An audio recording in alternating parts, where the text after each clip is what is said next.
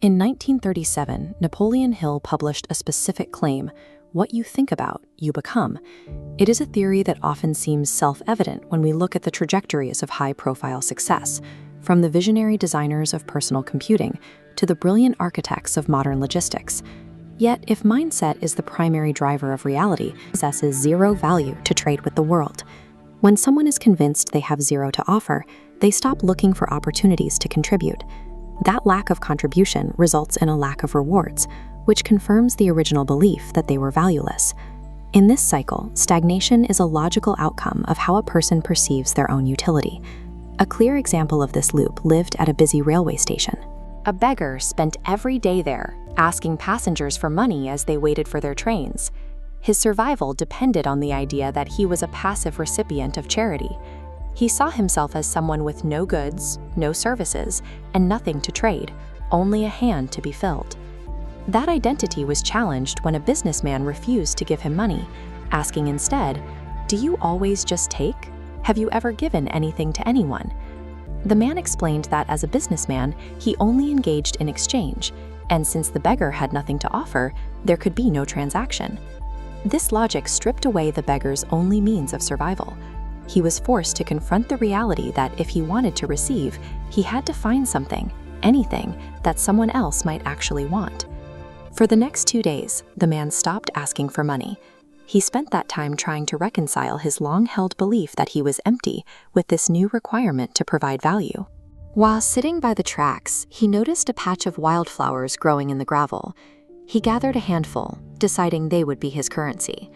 He returned to his spot, but with a different protocol. Now, whenever someone handed him a coin, he gave them a flower in return. He didn't wait for his mindset to change before he acted. Instead, he changed his physical behavior, providing his brain with a new set of interactions to observe. The response from the passengers shifted. They weren't just dropping coins out of pity anymore. They were smiling and thanking him, engaging in a social exchange that felt like a fair trade. As he continued, he began to see a direct relationship between the inventory he held and the money he collected. These two metrics mirrored one another. The more flowers he had to offer, the more people were willing to give. When he ran out of flowers, his income dropped almost immediately.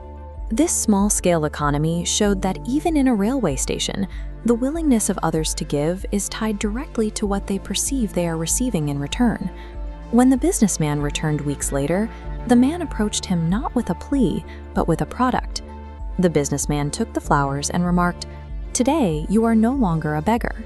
You have become a businessman." In that moment, he realized he was no longer an object of pity. He was a participant in the market. Although he was still standing in the same station wearing the same clothes, he stopped looking for a handout and started looking for a trade. That shift in how he viewed his own utility changed his entire trajectory. 6 months later, the two men met again as equals. The former beggar was now running a flower business, traveling the rails not to ask for alms, but to expand his trade. His success followed a change in his self-perception. By viewing himself as a provider of value rather than a recipient of charity, he unlocked a potential that had always been there but was previously ignored. This aligns with self-concept theory, which posits that our behavior is a reflection of the labels we accept for ourselves. If we label ourselves as having nothing, we act as if we have nothing. Examine the areas of your life where you feel stuck. If you are waiting for a result without considering what you are bringing to the exchange, you are likely working under an old label. When you change how you see your own value, you change what you are capable of achieving.